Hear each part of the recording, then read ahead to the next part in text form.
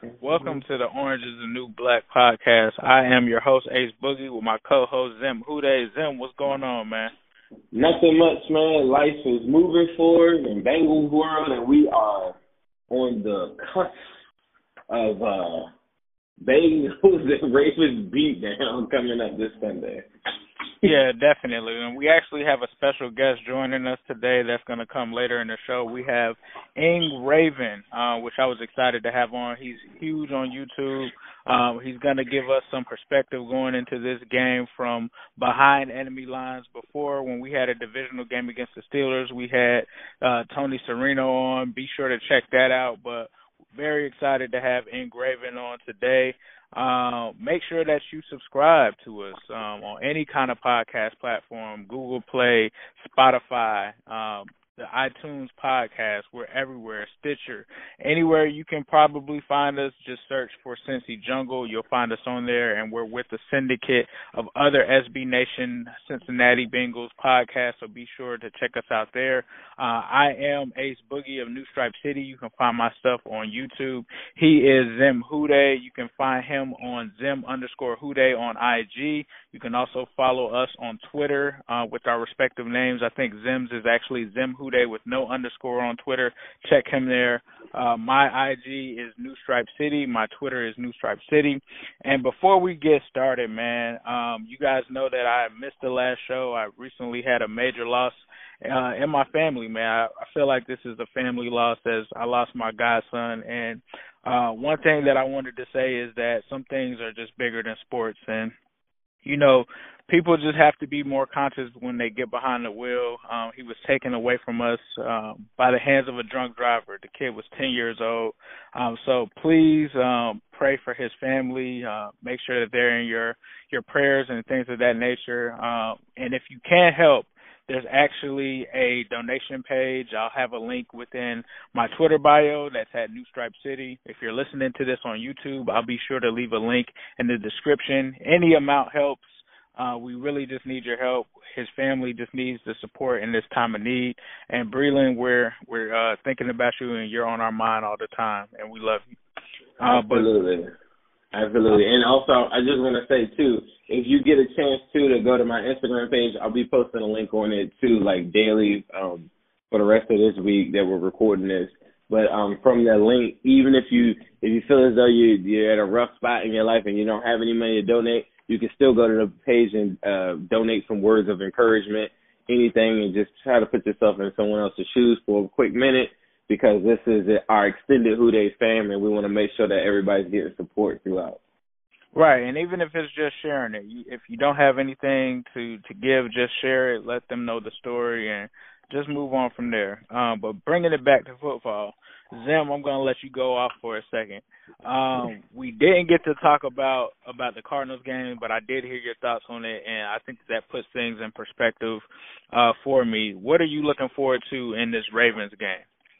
I've been looking at a couple of different things. Lou Anarumo has come out and said that he's going to let a lot of younger guys play. So the few snaps that Jermaine Pratt has got, I think he's got like a total of 30-something throughout the whole entire year. I expect those to go up. There's no reason for Preston Brown to be out there in this game. This was the game last year that I was calling for Malik Jefferson to pretty much just shadow Lamar Jackson. To me, this is the Jermaine Pratt game. If they don't make the changes, if they don't do it, I really don't even know I don't understand what the plan would be, because the athleticism has showed up in the few spots that Jermaine Pratt's been in. So my main thing that I'd be looking at is just trying something from a linebacker position different than what they've been doing. Nick Vigil leads the team in missed tackles.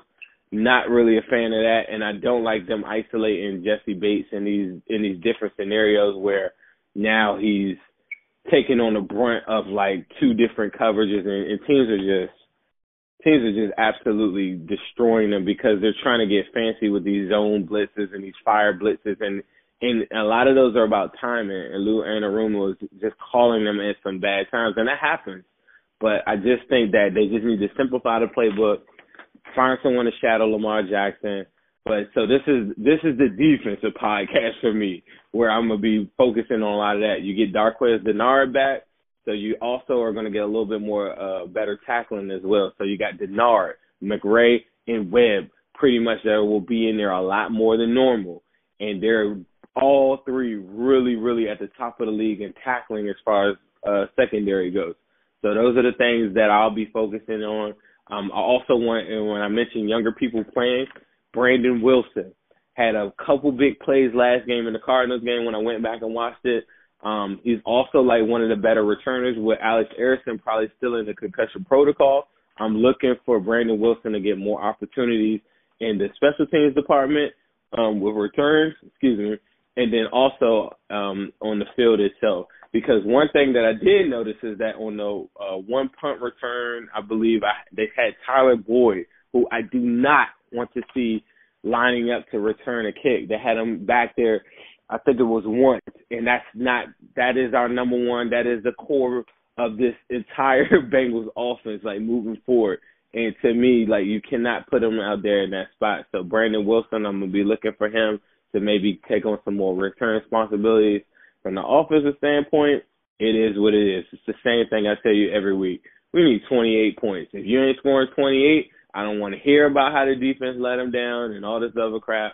But the name of the game is let's get the defense situated, get some younger guys in there, and let's start seeing what we got. Right, I totally agree with you on that. The only thing that worries me is that this team that is coming in that we're going against is a running team. And the Achilles heel of the Bengals this season has been that they cannot stop the run. And that's what scares me about this team because they come in with a guy in Lamar Jackson that I know is going to give the Bengals problems. He's going to be a guy that can extend plays. He's going to be a guy that, coming off of Kyler Murray running for 92 yards, what are we going to do with Lamar Jackson? Like, he could easily rush for 100 yards himself. Not only that, they also have a running back in Mark Ingram who's having a solid year. Not an amazing year, but I think that he would be a guy that could give the Bengals run defense some issues. And then you also have a guy in Gus Edwards who's another guy that could stretch the field as well with his legs in terms of running horizontally and vertically as well. So those are going to be big issues, I think, for our Bengals defense. And the thing that it kind of reminds me of is the San Francisco offense, right? Except instead of a Deebo Samuel, you have a Marquise Goodwin, a Hollywood Brown, a guy that's going to give Dre some trouble, but then you also have more of an emphasis on running, but then you also have a mix of that Kyler Murray element where Lamar Jackson can also use his legs to extend plays. So this defense, being able to stop that offense is going to be key. And when you go back even to last year, their entire game plan against us in that win, which they barely squeaked by, was concentrated about them running the ball. So can the Bengals stop the run? The linebackers haven't shown me that they can. I think you brought up a good point with Darqueze Dennard. He's going to help try to set the edge, but if he's not in there and you're depending on Drake Kirkpatrick and William Jackson III, unfortunately, to try to set the edge, the Bengals are just going to have some issues there. Now, on offense, I think, like you said, we all know it starts with Andy Dalton. One thing that worries me is that we're going to have John Jerry starting at left guard, and that is just abysmal. He didn't play too bad last week. He did pretty good last week, though. How do you feel about his performance last week? Because I didn't get a chance to talk to you about the Cardinals game. Last week, I thought that he did very, very well, but, I just can't trust that John Jerry is going to be that guy. And, what even scares me more is that Alex Redmond is the backup at left tackle, which is just a disaster. But see, I like that better than Andre Smith, though. I never felt like Andre Smith should have even been at left tackle. I like Alex Redmond's toughness at the very least, where even if somebody gets past him, don't you feel like he's just going to, just clothesline him and he's just going to be really rough and just battle a little bit more? I hope so. None of them are legitimate, tackles. Right. But you like Andre Smith, Do you like I Andre don't Smith? like Andre Smith. I hate him at left tackle. I hate him at left tackle. But for me, like, Andre Smith, obviously, he's not anybody's first choice at left tackle, right?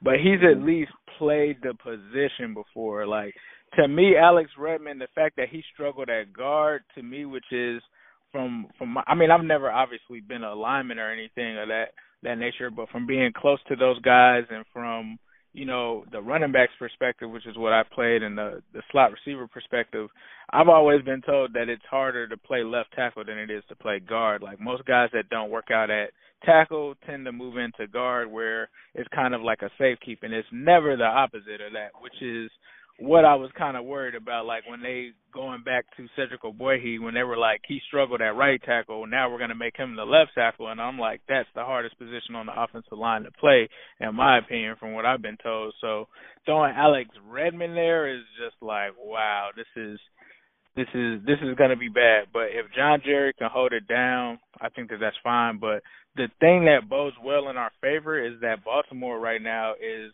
struggling to get any semblance of a pass rush. So that should tell us a lot going into the game this weekend is, can this Bengals offensive line, you know, hold up against the Baltimore Ravens? They held up against Chandler Jones and Terrell Suggs the week before very impressively. There should be no reason for them to not be able to do the same against a Baltimore team that struggled to rush the passer. I'm so glad you're back, because now I got some. Now we're heating up, people, because I got some real questions for you. Someone threw this across me the other day. Well, it was actually an article, and I cannot think of the guy that wrote it, but he suggested Billy Price at this point, right? Everyone talks about bust, and that's another note. Billy Price will be starting at left guard, but he's talking about bust in the NFL, and the consensus view on Billy Price is that he is currently a bust. Let me ask you this. He suggested that A.J. Green get traded for a first-round pick for the 49ers, which is essentially like a second, and then also get a second round the next year from the 49ers, but in exchange, the Bengals give up their second-round pick. That was one scenario. That was one thing they threw out. This is an article that anyone can look at online. I'm so sorry I cannot remember the guy's name that wrote it, but this is a legit thing. The other thing that I thought was really, really crazy, he said the value of Billy Price right now is a fifth-round pick. At this point, knowing what you know, because at this point I'm ready to extend Trey Hopkins' contract. Knowing what you know, like, Billy Price is not going to be the center of the Bengals moving forward. Billy Price was not drafted with Zach Taylor. What do you feel like would be a good value for Billy Price, like, being traded realistically outside looking in? I think right now, the fifth round value for Billy Price is about spot on. Billy Price has done nothing to really inspire any confidence in anyone trading for him. I just think to this point, he really has been a bust. I mean, I remember getting killed for last year saying that Trey Hopkins was a better option to start over him. And, you know, I'm glad that finally was able to come to fruition. But I think that it puts you in a bad place because you spent a first-round pick on Billy Price, which in some circles, some people felt like that was a reach and that the Bengals should have waited until the second round just because he had the shoulder injury. A lot of people felt that was going to drive his stock down. And, you know, he hasn't been the guy that can show that he can come in and make an impact. He struggled, whether you look at it from an analytical standpoint or whether you just watch a game with your eyes. Billy Price has struggled. So I actually entertained trading Billy Price early on, even though offensive line was a weakness for us. I thought when Trey Hopkins won the job, and at the time I thought if Christian Westerman was going to be in the mix that they should trade Billy Price. And, you know, some people kind of came on my neck, said that I was a hater. I'm an Ohio State fan, but I don't wear Ohio State glasses. And when we get to the league and we talk about the NFL, it doesn't matter to me what you did in college. It matters what you do for my team. So for me, why does everybody think you're a hater? Why is that? I'm a realist, man. You're telling me that all these people. Who are these people that say you're a hater? A lot of people that say that I'm a Billy Price hater are mostly Ohio State fans, which they forget that I'm an Ohio State fan myself. I don't keep up with it as much as they do, but you know, I just keep it real, man. I don't care if you were a Michigan Wolverine. Like, if you were Leon Hall and you came in and you balled, I'm going to give you your props. Like, the Bengals, to me, come first. Before Ohio State, before any of my other teams, the Bengals come first. So, if it's a guy that I have to pick from a team that I don't like if you were talking about, yes, Michigan, or whether it's a former Pittsburgh Steeler, I don't care. As long as they play good for the Bengals, that's all that matters to me. And, you know, some people, rightfully so, were saying, you know, it's too early and things of that nature. And I'm like, okay, cool, I'll give him another year. Look what he does this year. Like, Billy Price just isn't the guy. And I don't think you can get much for him. I think, like the guy said, a fifth-round pick, if you got a fourth-round pick, I think you would be running up to send that offer off. And you know what's so crazy though? I think the average Bengal fan thinks that's so absurd. If you think that's absurd, write in the comments right now, and I will talk to you directly. I promise you, on YouTube, on New Stripe City. When he loads this up, make sure you talk to me, because I'm telling you right now, I'm gonna tell you exactly why. We don't have enough time on the show today. I'll tell you why Billy Price doesn't make sense moving forward. But when I look at this whole entire thing, this is the scary part about the Bengals to me. This is the scariest part about it. If you somehow get, all right, say Jonah Williams comes back, right?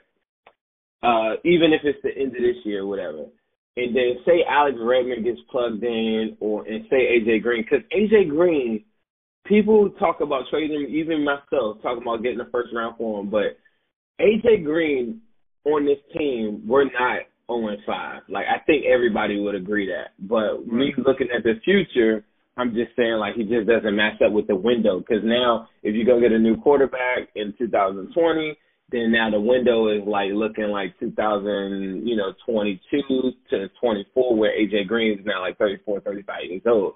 So, to me, it just doesn't make sense. But the scariest part is, like, once you get some of these guys back healthy, instead of Bengals start winning games, they're not, just knowing what I know about Mike Brown and the history or whatever, we're already sitting here saying, like, yeah, let's look at quarterbacks. So let's look at, like, if they start balling, say, like, week 8, 9, or something like that, and get, like, and push out 3-4 wins and then beat the Browns or something like that, this is scary to me. I think that, like, you could potentially be looking at, like, a 4 or 5 win team and them not blowing anything up with the false hope that, when we come back next year, we'll have A.J. Green, we'll have Jonah Williams and all this stuff. But the problem is that I just don't trust them in the draft. And Billy Price is an example of, like, it just doesn't make sense. Like, you have to do these moves right now to go get the picks that you need to stockpile them up, because based on your history, you're not hitting enough. Like, I was looking at a chart for, like, the different, different drafts that we have. We have hit on a good amount of guys, but there's a shit ton of guys that we didn't. And Billy Price falls in that thing, along with a lot of other offensive linemen that they took early and late, including Christian Westman. And so moving forward, I just don't want them to get, like, John Jerry starts to play a lot better, or like Harry did last week, and then you get Jonah back at the end of the year, and all of a sudden they're like, yeah, we don't have to blow this whole thing up. We don't need to stockpile picks. And then you're running out these same guys. This is the conversation I had with you 2-3 weeks ago when I said, Geno Atkins is doing well, right? But is he impacting the game so much so that you absolutely have to have him moving forward? Keep in mind, when they played the Cardinals give up more sacks than any team in the NFL. How many sacks did Geno Atkins have? Zero, right? Zero. And the one Kyler Murray sack that he got was almost like a busted type of play, and then he just kind of ran up. I thought it was a scramble, but later on they called it as a sack. And I say that to say this. Somebody said, why would you just blow it up when we got all this talent? We have talent, right? But the talent that's there, the 90% of the team, we're 0-5. So how much talent is it really? So, like, me throwing out these scenarios of Geno going away, Billy Price going away and stuff, that's not blowing up the team. That's just, like, me looking at, okay, if these guys are so talented, as you guys are saying, and I don't want to go get the picks or stockpile these picks, Why is it not translating on the field right now? Now, I know A.J. Green isn't there, and I know Jonah Williams isn't there, and Cordy Glenn isn't there. But that shouldn't make you 0-5. And these guys that everybody's hanging on to, why is that not translating to wins if they're so talented? And that's my number one argument. And the Billy Price thing just kind of goes along with it. It's just like, that's not a Zach Taylor guy, so he doesn't have any ties to him. The way that the blocking scheme is more like a power run, which would actually work better for the Ravens. The way that he's set up, the way that Billy Price's game is, he would work out really, really well for the Ravens, where they're lining up. They actually use a fullback sometimes, or the 49ers actually use a fullback sometimes, or some of these teams that we're talking about, they actually use a fullback, and you're relying on that to get to your second level rather than a guy that's limited and can't get to the second level like Billy Price. And I just thought that was a very interesting argument for the trade on Billy Price. But then moving forward, I'm just looking at the whole scenario, and I'm just like, why would you even keep Billy Price? He doesn't even make sense for this team to me. Right. I totally agree with you, and I think I may be in that minority that wants to hold on to those AJ Green and Geno Atkins players, and the only reason, man, is because I honestly, and people are probably going to kill me for this, I honestly think the reason and the difference between 0-5 and having a team that should be 3-2 right now is Andy Dalton. And I just don't want to get rid of those guys, and then it's like, you know, it comes to find out that Andy Dalton was the issue. Like, say, for instance, we get your boy Justin Herbert, or we get, a new quarterback in there, and then we go back to being 9-7, but we've shipped off an All-Pro Hall of Famer in Geno. We shipped off an All-Pro in A.J. Green, and then we, just can't beat, the Steelers or the Ravens because we don't have those guys. That's what I'm worried about. I'm not opposed to trading those guys away. I just would like to see it, at least get another year with, a new quarterback to see if that would change anything. And if not, I feel like the type of players that they are, you're still going to get that value for them, because a lot of people might consider and view A.J. Green as the best player on this team, right? But he's actually not. When you really take a close look at it, it's actually Geno Atkins, because Geno Atkins is the only player on this team that has been an All-Pro. And when I say All-Pro, I don't mean Pro Bowler. I mean an All-Pro, voted by the media guys around the U.S. in terms of NFL players. He's the only guy that has been a first-team All-Pro multiple times. A.J. Green hasn't even done that. So you're talking about a future Hall of Famer, but if things aren't working out like Zim is saying, then you can't be opposed to trading everybody away. I think I saw a poll on Twitter with 1,500 votes where people were saying, hey, would you trade A.J. Green and Geno Atkins to rebuild? 85% of the people at that time out of 1,500 said yes. So I know that I'm in the minority, and I'm only in that minority because it's damn, I don't want to lose these guys because Duke Tobin decided to keep sticking it out here with Andy Dalton, where if you would have a guy like a Phillip Rivers, I think it's night and day. If you were to have a guy like a Russell Wilson or a Lamar Jackson or even a Deshaun Watson, I think this team is probably in first place right now in the AFC North. I mean, the AFC North is bad. So that's just a tough pill for me to swallow is, I know that we should probably blow it up, but it's I'm going to be the guy that, not to try to blame everything on Dalton, because I think when you realistically look at Dalton, he's limited and he's only as good as the situation around him. But at the end of the day, you have to look in the mirror and say, is that the type of quarterback that you want in this league? Is that the type of quarterback that you're going to be willing to pay $30 million to every year? Is that going to be the guy that you're willing to lose all of these players? And you can look at Dak Prescott with the Cowboys, right? Are you willing to lose an Amari Cooper or lose, even though they re-signed their defensive tackle, are you willing to really lose those guys over a guy like Dak Prescott? And that's the question that I just have is, what does it look like without him at the quarterback position? And I don't think that's realistic for me to look at now. And, I mean, at 0-5, I can't really feel like that. But that's the only thing that has me feeling like, well, man, should we really I'm telling you, it's scary. It's scary, though, in this regard. The other thing that scares me, too, not to cut you off or whatever, is say we do trade those guys. do we really trust that Duke Tobin's gonna like find somebody else that's better than Yeah. him? Like Yeah. our scouting department is literally like 3 guys. So like that's the only thing that scares me. But this is the scary part about what you're proposing. Say that they get success from, and I saw some of this, and I kind of like look at the stats. Like Andy Dalton is the master of this. Look at the stats from the Cardinals game and his quarterback rating. Right, he had 107 passing rating or whatever. Threw for 262, 2 touchdowns, no interceptions. Right. But watching that game, he did everything that I think he probably could have did in the second half, I think, not including the third quarter. Let's just focus on the fourth quarter. That brief moment right there is enough for the front office, and that's enough for people, Dalton enthusiasts, to say, yeah, that's the guy. But if you were watching that whole attack, and you could look at the first quarter with the Tyler Eifert drop on that key third down and the Auden Tate potential touchdown drop, and then you say, okay, see what happens when Dalton gets legit pass protection from John Jerry in this one game? Imagine if that's Jonah Williams and Cordy Glenn on the left side. Then you have this whole thing where now you're keeping Dalton and you're keeping Geno and all these guys because they're basing all of their hope on help.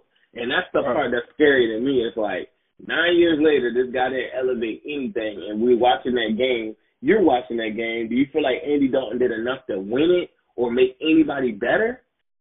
Do you feel like that is?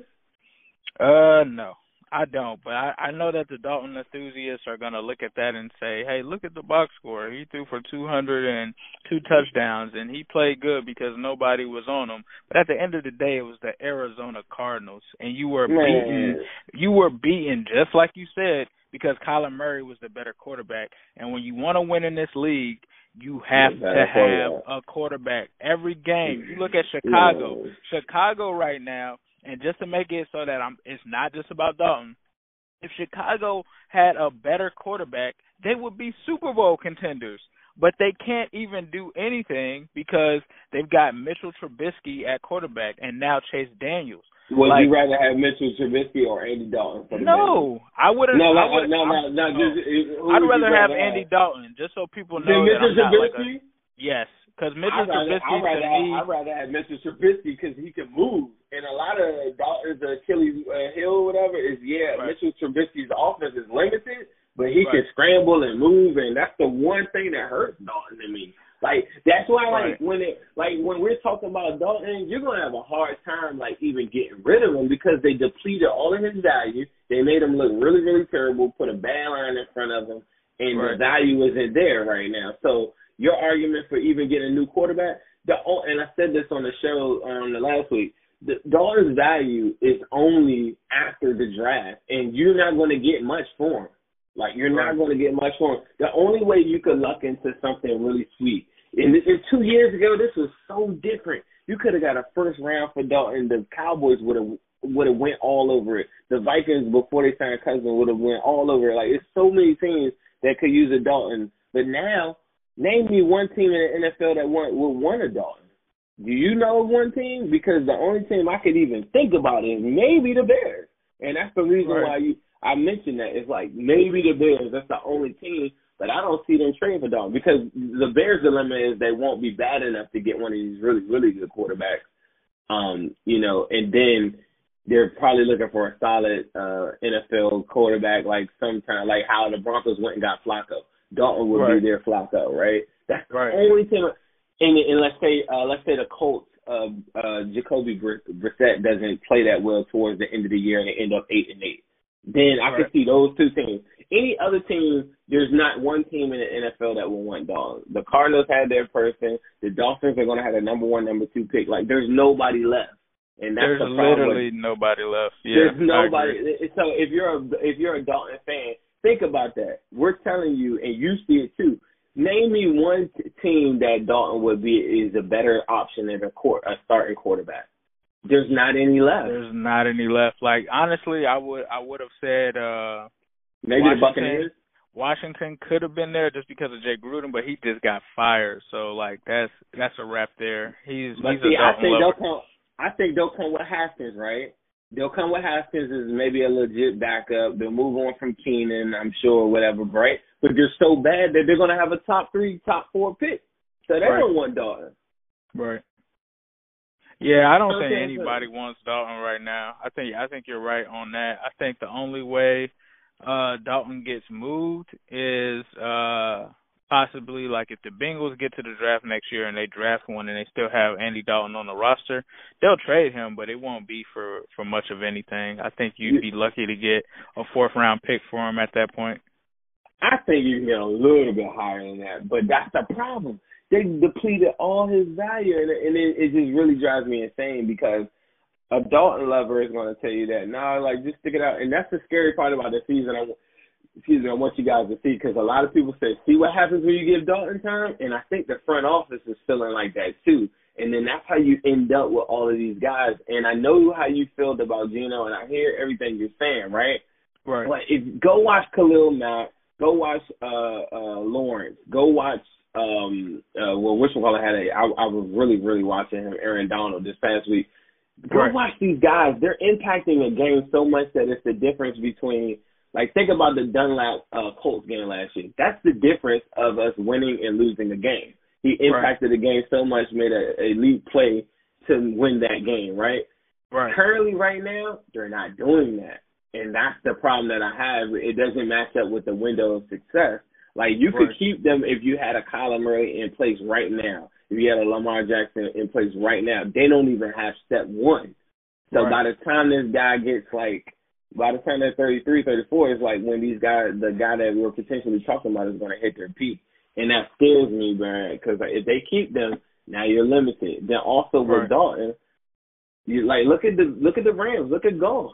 Like, because they had to pay Goff, they lost some people at offensive line. They're suddenly not as good. The window is very, very small.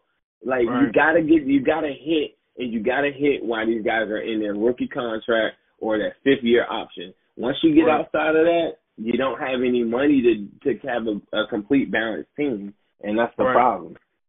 Right, I totally agree with you, man. I'm hoping it doesn't have to come to that, but I'm facing the reality that might have to be the case where we have to get rid of those guys, man, if it's just not going to work.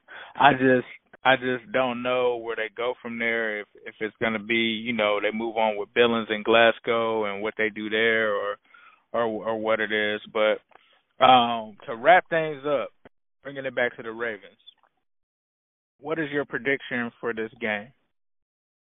Man, I surely went off track, didn't I? Nah, you good. The Ravens, I just think that this game is like, they don't have enough to keep up with them, man. I'm going 24-7 Ravens. I think out of all the teams, you couldn't pull out a win on the Cardinals. It's like, who could you beat at this point? And for me, if you guys have been following me, that's not a bad thing.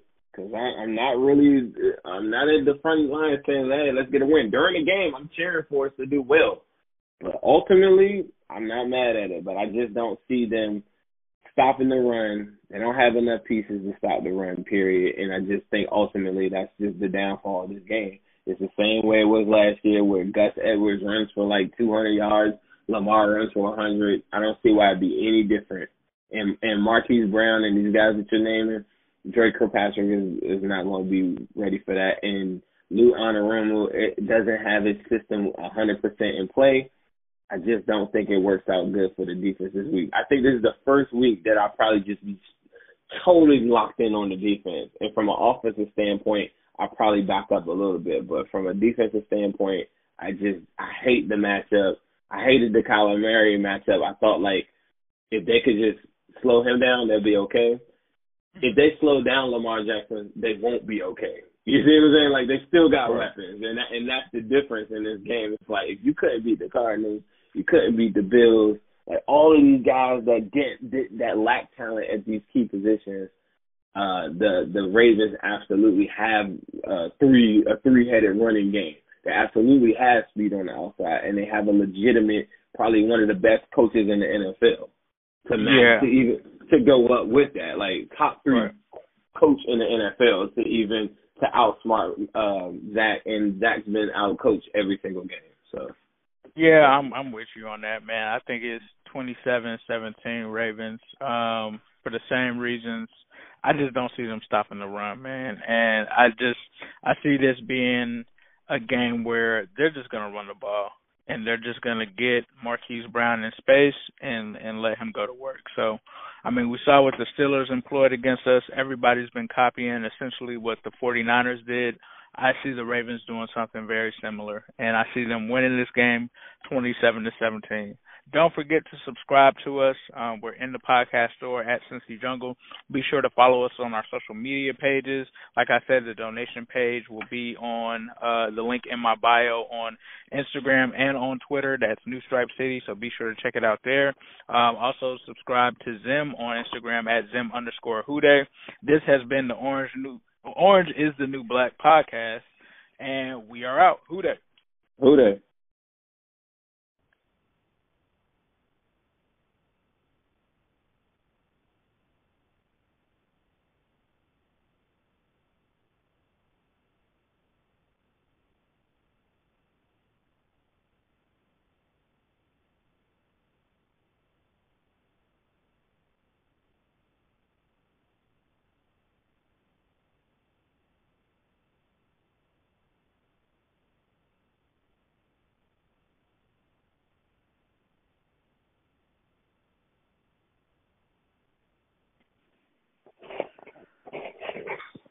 All right, I'm going to go ahead and do the intro, and then I will introduce myself and then you, and then I'll let you let people know where they can find your information and everything, and then we can kind of get into it. Did you want me to let you know what questions I'll be asking you? Nah, sorry. All right, cool. Welcome to New Stripe City, a YouTube channel for diehard Bengals fans. I am your host, Ace Boogie. We are on the Orange is the New Black podcast, and I have a special host today. We're taking on the Ravens. It's definitely going to be a division rivalry game, and I felt there was no better person to bring on than IngRaven. IngRaven, introduce yourself to the people and let them know where they can find your stuff. What's going on? Appreciate you having me on. Team Keep It Clean. You can find me on YouTube. The channel is IngRaven Vids, where we talk about Ravens predominantly, but we talk about all the NFL, but there's a lot of Ravens stuff on there, so you're probably going to get tired of Ravens if you watch the channel. But you can find me on Instagram, Twitter, Snapchat, Facebook. Everything is all IngRaven Vids, and super active on all of them. So appreciate you having me on. Yeah, man, appreciate it. So let's get into it. Obviously, the Ravens are 3-2, and they lead the division right now. I personally had the Ravens at 7-9, taking a step back, but it seems like I was wrong with that. And it seems like the division as a whole, the AFC North, is pretty bad this year. And I think possibly 9-7, I think, could possibly take it. Well, one thing I want to know is why have the Ravens been so up and down this season? They started off very hot, and then they've kind of had some lackluster performances.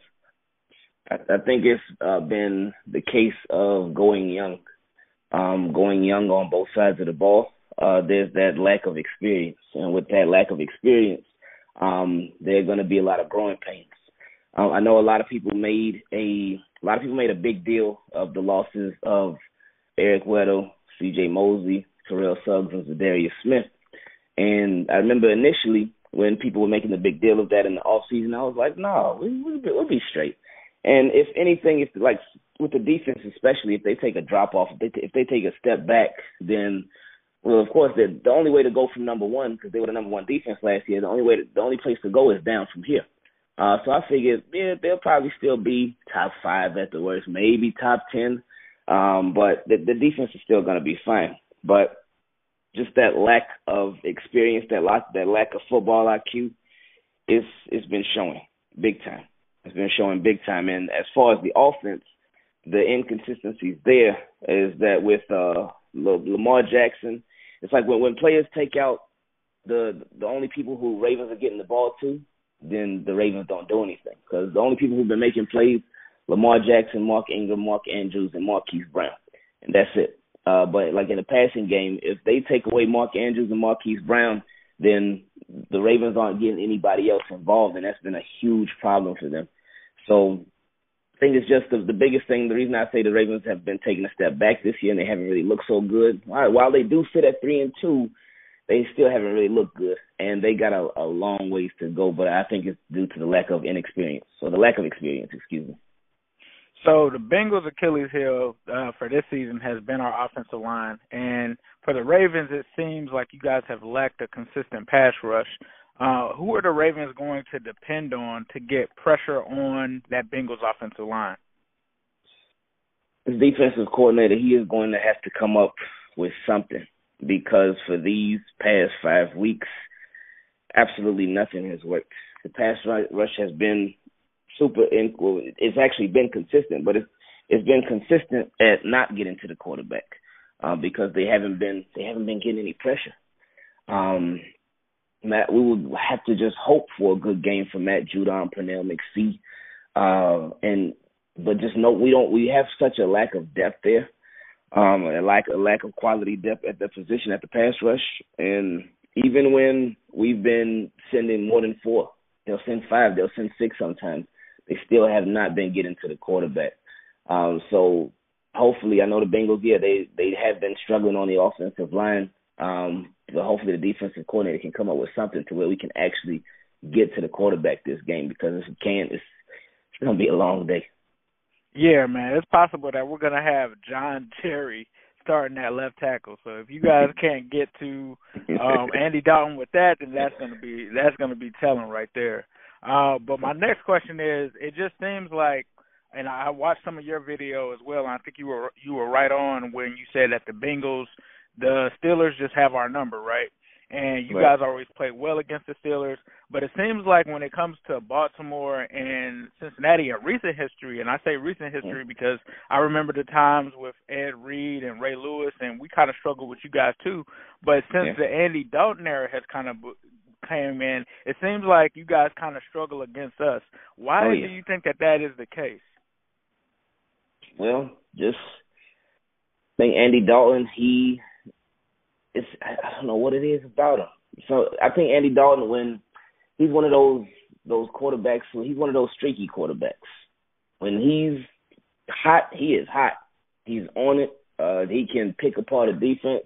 But when he's cold, he's ice cold. But with him in Baltimore, he's had, I think, a big part of his success, A.J. Green. A.J. Green has been huge for him, and guys like Tyler Eifert, and, of course, Joe Mixon, Giovanni Bernard over the years. He has and can't forget about Tyler Boyd. Tyler Boyd is also a Ravens killer as well. But he's just been finding those guys, and his playmakers have been making plays for him. And he goes into Baltimore with just an attitude and just a mindset of, these ain't these same Ravens. Like, I done took care of business against these Ravens before. And his past success, I think it gives him a certain confidence, especially when he's in Baltimore, especially when he's there. I mean, of course, we Ravens fans, you bring up that 4th and 12. Oh, that kills us, man. That kills us, man. And then even we think about past years. I remember I think the Ravens still won the game, but some of the most memorable games were that tip drill game. The game at the very end, it was like a Hail Mary. Andy Dalton threw it up, and James Ahedebo tipped it up, and I think A.J. Green was the one that came down with it. Yes, and sir. Then, I remember that one. and then 2014 season opener, we just got Steve Smith Sr. He had his first catch as a Raven. He stiff-armed Pac-Man Jones and ran for a touchdown. It was maybe like a 50, 60-yard touchdown. But then that same game in Baltimore, home opener, season opener, at the very end, A.J. Green. He stiffed-armed Jimmy Smith. He stiffed-armed, I forgot who the other cornerback was, and he got the game-winning touchdown, and it hurt our souls bad. But his success that he's had, not even just versus the Ravens, but versus the Ravens even in Baltimore, he just has an attitude that's like, I'm not scared of these dudes. I'm not scared, and he's really established himself as a real threat. Well, one thing I think that is going to bode in you guys' favor is obviously A.J. Green not being in is going to be huge. And like you said, he kind of tends to rely on A.J. Green in those games. So There will be Tyler Boyd, but then another guy that won't be there also will be John Ross. So that kind of bodes well for you guys from a matchup standpoint. But you talked about Andy Dalton, and a lot of our fans right now, we're kind of at the crossroads with Andy Dalton, similar to you guys with Joe Flacco. And a couple years ago, I actually was one of the few YouTubers for the Bengals that wanted us to take a chance on Lamar Jackson. And when we passed on him, and I saw you guys get him, I told so many of our fans, I looked and saw what they did in Cleveland with Baker Mayfield and what they did with Lamar Jackson. And I said, no lie, I said we have the worst quarterback in the division now because Lamar is such a dynamic player. And I enjoyed watching him from afar because I live in Florida as well. At one point I lived in Tallahassee, so I witnessed like the emergence of Lamar Jackson when he came out and he tore Florida State up. I remember that game. So I tried to warn people about, how dynamic he is. And my next question is, what is it like having a dynamic quarterback in your offense, and not only having that guy, but also having Colin Kaepernick's former coordinator, Greg Roman, at the offensive coordinator position? It's exciting. With Lamar Jackson, the thing I love about him is that I feel like with him, he's been working, and he's taking a lot of steps forward really fast.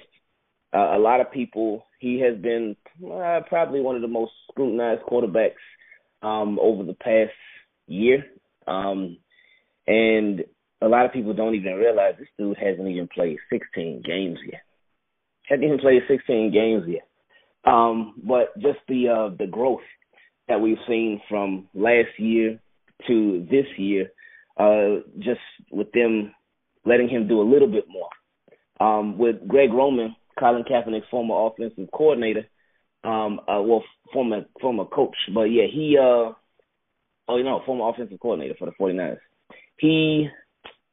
I was super excited when we promoted him to offensive coordinator, but it's still been a struggle because I still feel like what the Ravens have been doing this season, I think they've been listening to the outside noise too much because so many people talk about, Lamar can't throw, he can't pass, blah, blah, blah.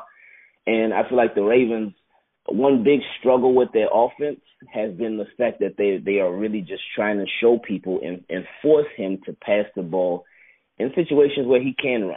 And my biggest problem with the Ravens offense this year has been the fact that they haven't been letting Lamar be Lamar.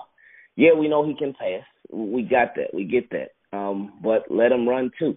And it's like with Lamar running, I know a lot of people, one conclusion that a lot of people jump to, he's going to get hurt. He runs so much, he's going to get hurt. He's going to take big shots. But he doesn't take big shots at all. He rarely takes big hits. And a lot of his runs, he's going out of bounds. He's just going to the ground. And a lot of people fail to realize that because they just simply look at the stat sheet. But with Lamar Jackson, it is exciting, this new era. And one of the biggest things that's exciting about it is the fact that with Lamar, he has that ability just to keep those drives going. And there are more options as far as the offense with a Lamar Jackson as opposed to a Joe Flacco. And I love Joe Flacco. I had enjoyed him. I did feel like we moved on a little bit too late. I felt like they should have moved on a few years back. But I guess with timing being everything, I am glad they did wait so they were in a position to get a Lamar Jackson. Right, cool. So just to try to kind of close things out, I know you got to run here. How do the Ravens beat the Bengals in this game? If you can, give a score prediction. And with another question in there is, with you guys facing the Patriots and the Seahawks following this game, is this considered a must-win by you? And yeah, it certainly is. It certainly is. And how can the Ravens beat the Bengals? By just playing their game. Don't try to mimic the Bengals game. Don't try to mimic anybody. Play your game. They need to run that ball. They have to work on the fundamentals. I mean, last game against the Steelers, the fundamentals had improved a lot as far as just tackling, wrapping guys up and tackling. The defensive communication has to be it has to be on point. We just lost Tony Jefferson for the season. He was the guy that had the green dot, so he was the one calling the plays. Now that's going to be given to Peanut, inside linebacker number 48, and he struggled with calling the plays, so he's going to definitely have to take a big step up. And they cannot, and I know they won't, especially based on history, but they cannot take this team lightly. I honestly, just because this Ravens team has been struggling so much and they just have not been playing their game, I honestly wouldn't even be surprised if the Ravens lost. This can easily go either way. I know the Bengals haven't won a game yet, but that doesn't mean anything in this rivalry. I do think the Ravens are going to win, but I do not think it's going to be by much. I think the most the Ravens win by is 5. I think it could be like 23-18, something close like that. I hope I'm wrong. I'm hoping for a blowout because I don't feel like being stressed out on Sunday, but I just know that stress is coming. It's going to be a long day, but I think the Ravens barely get by the Bengals in this one because Bengals, regardless of not having A.J. Green, regardless of not having John Ross, they still going to bring it, man. Hey, well, we appreciate having you on, IngRaven. This is the Orange is the New Black podcast. Before you get out, just let the fans know where they can find your stuff one more time. Oh, yeah, and again, appreciate y'all having me on too, man. YouTube is IngRaven Vids, Team Keep It Clean. The Instagram, Twitter, Facebook, Snapchat, all that good stuff is all IngRaven Vids. So appreciate it, man, big time. Thank you. Yeah, appreciate you for being on, man. Take it easy. Ain't no problem.